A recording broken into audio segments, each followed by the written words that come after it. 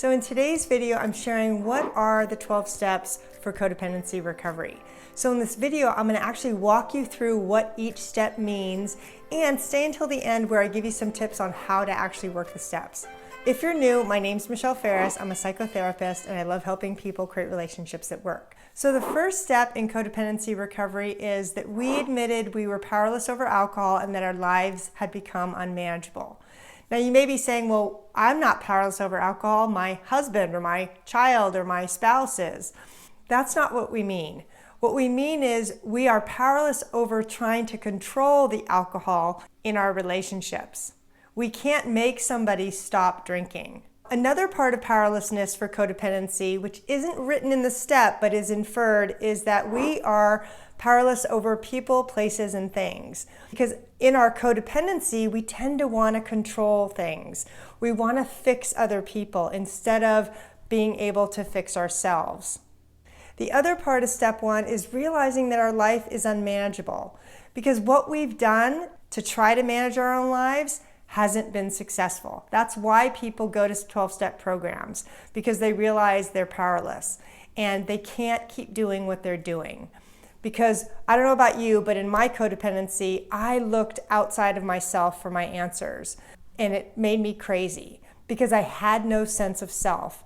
So the first step in admitting our powerlessness is a relief, because what we're doing is we're realizing where we have control and where we don't. And often the concept of powerlessness helps us recognize where we have control in life, not just with alcohol or other people, but in outcomes. And that can be really helpful. So the real work of step one is admitting where we're powerless and admitting that what we're doing to manage our own lives isn't working. And that doesn't mean you're a failure. It just means you're open now for a new solution. If you've ever tried a 12-step program, say me too in the comments. I'm right there with you. I'm really hoping this video will help.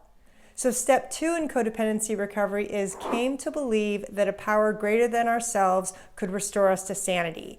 And you might be saying, well, I'm not insane. But how sane are we really? For me, when I got into the program, I was not doing well. I was a little bit insane because I couldn't manage anything. I was super unhappy. My relationships were not where I wanted them to be.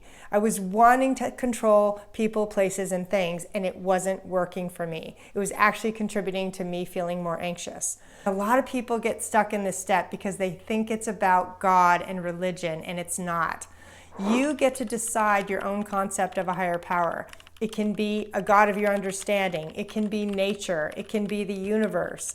It can be anything outside of you. Because if we think we are our own higher power, then we don't see a need to ask for help or to get solutions outside of ourselves. And that's part of what creates the problem, is thinking we can fix ourselves. So in the beginning, if you have resistance to finding a God, that's totally okay. Often what helps is using the 12-step meeting groups as your higher power, because what happens is when you go to a 12-step meeting, there's an energy, there's a hope that is bigger than you. And sometimes that can be the start of step two for you, to start to trust that there's something bigger than you that is going to help restore you to sanity. And again, what we mean by sanity is coming back into balance, feeling centered, being functional in your life. And that's why 12-step programs are so valuable, because it always gives you a place to go for support and encouragement. So step three in codependency recovery is made a decision to turn our will and our lives over to the care of God as we understood Him. I know this sounds like a big deal, and it is. And this is why you can't rush through the steps in 30 days. You have to take the time. And as you're doing the steps in order, which is what you need to do, by the time you get to step three, you are going to be able to see that making a decision to turn your will and your life over doesn't mean you're not at choice. It just means you're asking for help. You realize that you can't be your own solution. And if you can start to rely on a power greater than yourself and trust that power to guide you in your decisions and your life, you're going to start to feel a lot better. So this is also a step you can do in smaller bites. For instance, you can turn over your day, or you can turn over a decision and say, okay, higher power, please take care of this for me because I don't know what to do. And then let it go. There are certain things in 12-step programs that are magical, and step 3 is one of them. Because as we practice turning things over and letting go of control, we're open to seeing new solutions that we don't have to create for ourselves. So step 4 in codependency is made a searching and fearless moral inventory of ourselves. And that might sound scary, but it's actually not. You're basically giving yourself permission to write down your fears, your resentments, what's been bottled up in you for years. And you also want to take a look at your own strengths and your own weaknesses. This is not an exercise in beating yourself up or feeling like a failure. It's about inventorying your life and what's worked and what hasn't. These steps, especially step 4, is meant to be done with a sponsor, a mentor in the program that's going to walk you through what to do. Often you're going to be reading books and you're going to be writing. That's the process of recovery. It's not about doing these steps by yourself because it's a we program. Now, step 5 in codependency recovery is admitted to God, to ourselves, and to another human being the exact nature of our wrongs. And this is basically where you're going to share your inventory with someone else, someone you feel safe with, someone that's not going to judge you or give you direct advice. The whole purpose of step 5 is to share your truth and your pain and be willing to look at some patterns and behaviors that haven't served you, because that's how we grow. Again, this is not an exercise in beating yourself up. If you've ever done a 4th step, say me too in the comments. I'm right there with you. Now, step 6 in codependency recovery is we're entirely ready to have God remove our defects of character. You do not have to remove your own defects. The purpose of the program is not for you to change yourself, it's you to let the program change you in a positive way and heal what needs to be healed. This takes a while. You may not want to be entirely willing at first. I know I wasn't. This is a step that takes time, and it's okay. Because sometimes we want to hold on even to dysfunctional behaviors because it's easier than doing something different and letting go of the familiar. So if you're stuck at all on step 6, you're totally fine. Just keep working on it. Now, step 7 in codependency recovery is humbly ask Him to remove our shortcomings. It can be him, her, it doesn't matter. But we're basically asking in prayer for our defects to be removed. And I've had this happen where I've literally prayed and said, please remove my desire to gossip. Please remove my fear about so-and-so. And you know what? In a couple of days, that fear starts to lessen. And that's another miracle of the program, is that when we're willing to turn our defects over to a higher power that we now have faith in, that's when miracles happen. I can't tell you how many people I know in the program who have done this step and have had defects of character removed because they've been willing and patient enough to work the steps.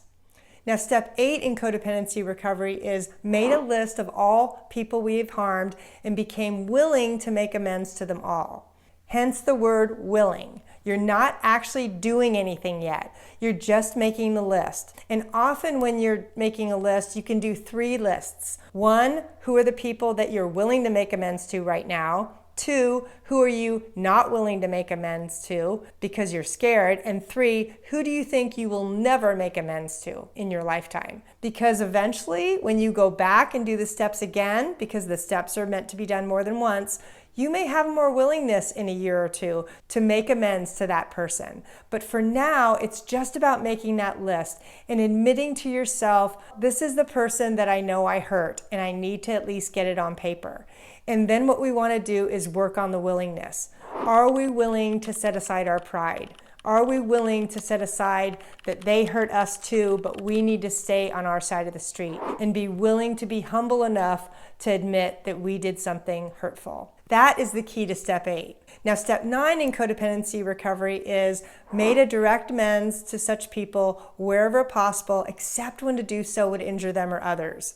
So you basically, with your sponsor, decide who you need to make amends to directly. I also go over this in another video that I'll have in the description.